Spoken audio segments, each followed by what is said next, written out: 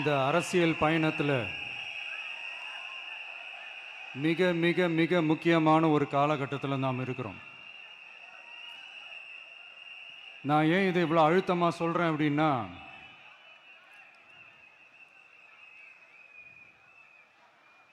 ஏதோ அழுத்தம் இருக்குமோன்னு நினைக்கிறீங்களோ? அழுத்தமா? நமக்கா?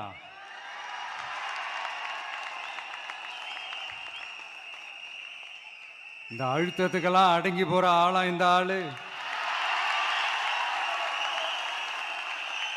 இந்த மூஞ்சா பார்த்தா அப்படியே தெரியுது உங்களுக்கு?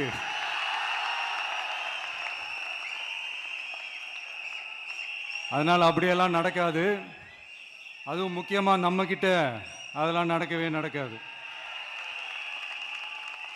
ஆனா அழுத்தம் இருக்குதான்னு கேட்டீங்கன்னா இருக்குது.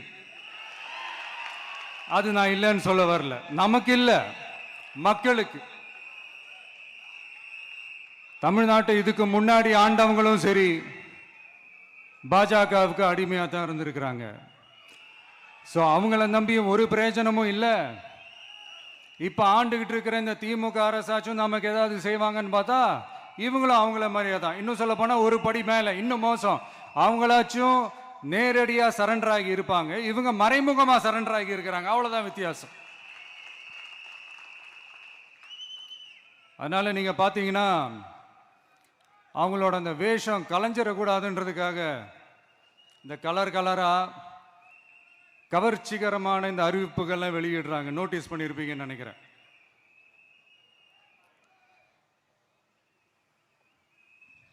அதனால இவங்க எல்லாரும் இப்படியே இருக்கிறாங்களே, நமக்காக உண்மையாக உழைக்கிறதுக்கு யாராச்சும் வந்துட மாட்டாங்களா அப்படின்னு மக்கள் ஒரு விதமான அதை வெளியில் சொல்ல முடியாத ஒரு அழுத்தத்தில் இருக்கிற நேரம் இது. மாற்றி மாற்றி ஓட்டு போட்டு ஏமாந்து அவங்க இப்போ நம்மளை நம்புகிறாங்க. நம்மளுடைய இந்த தமிழக வெற்றி கழகத்தை இந்த விஜய் கூட நிற்பான்னு நம்புகிறாங்க.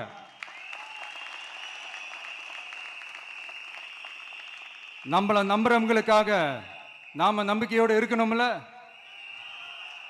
அப்படின்னா இது முக்கியமான, மிக மிக மிக முக்கியமான ஒரு காலகட்டம் தானே.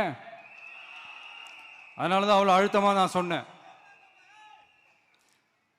நம்ம மேல பண்ணாலும் என்ன அழுத்தம் நீங்க கொடுத்தாலும் இந்த அடங்கி போறதுக்கோ, இந்த அண்டி பொழைக்கிறதுக்கோ, இல்ல இந்த அடிமையா இருக்கிறதுக்கால நாம அரசியலுக்கு வரல.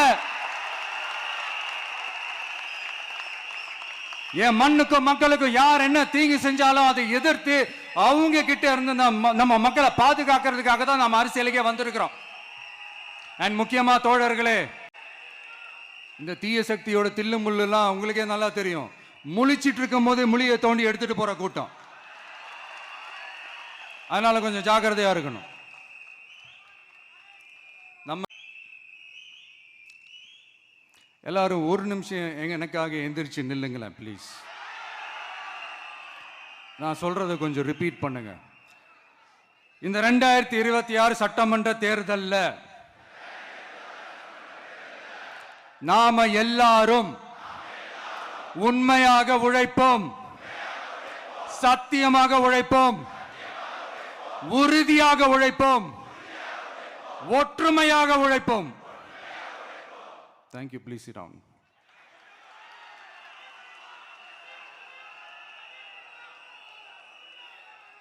உங்களோட இந்த வார்த்தையை நான் மனப்பூர்வமா நம்புறேன். நான் ஏற்கனவே சொன்ன மாதிரி இந்த வரப்போற தேர்தல் இதுவரைக்கும் தமிழ்நாடு பார்த்திராத ஒரு வித்தியாசமான தேர்தல். நம்மளுடைய படை வரிசையும் அப்படிதான், ஒரு பவர் பேக்ட் ஃபோர்ஸ். இவ்வளவு நாள் இதை நாம மட்டும்தான் சொல்லிக்கிட்டு இருந்தோம். இப்போ கொஞ்சம் கொஞ்சமா அதை வெளியில சொல்ல ஆரம்பிக்கிறாங்க. என்னடா இந்த விஜய் கூட இருக்கிற ஃபோர்ஸை பார்த்தா சாதாரண ஃபோர்ஸ் மாதிரி தெரியல, மிலிட்ரியோட பெரிய ஃபோர்ஸா இருக்குது, வரப்போற எலெக்ஷனை கணிக்கவே முடியல, அப்படி இப்படின்னு சில குரல்கள்லாம் கேட்க ஆரம்பிக்குது. கணிக்கவே முடியலன்னு அவங்க வேணா சொல்லலாம், ஆனா மக்கள் ஆல்ரெடி கணிச்சு முடிச்சுட்டாங்க. அவங்க மனசை நல்லா புரிஞ்சு வச்சிருக்கிற நமக்கு அது நல்லாவே தெரியும். அதனால இந்த எலெக்ஷன் ரிசல்ட்டுக்கு அப்புறம் இந்த தீய சக்தி கிட்ட இருந்தோம், இந்த ஊழல்வாத அடிமை சக்தி கிட்ட இருந்தோம் தமிழ்நாட்டை மீட்டுட்டோம்னு உறுதியா அறிவிப்போம். Please sir, please sir.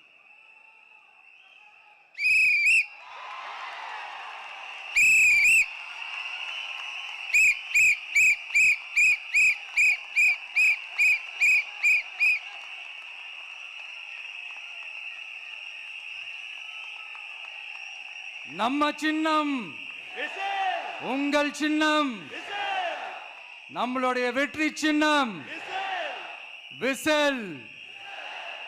Cup முக்கியம் பகிலே.